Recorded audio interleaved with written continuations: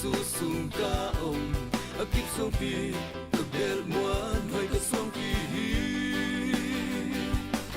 akip song pi Giêsu Christ khazi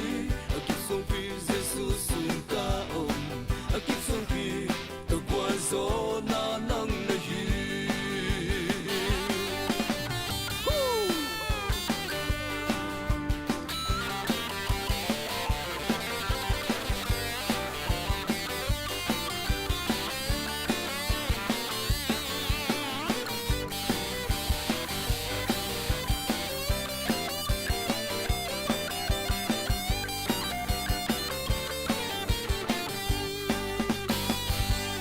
Xuang bitu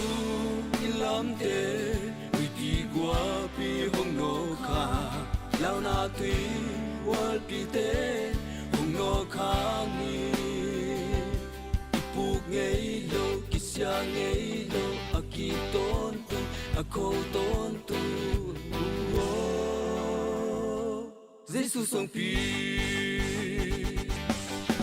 akip song pi Giêsu Christ khazi akip song pi Giêsu sung ca ông akip song pi ka bel muan hoi ka song pi akip song pi Giêsu Christ khazi akip song pi Giêsu sung ca ông akip song pi ka kwa zo na nang na hi ka swang pi ka bel muan hoa kakira nga lum lao na ngom non lo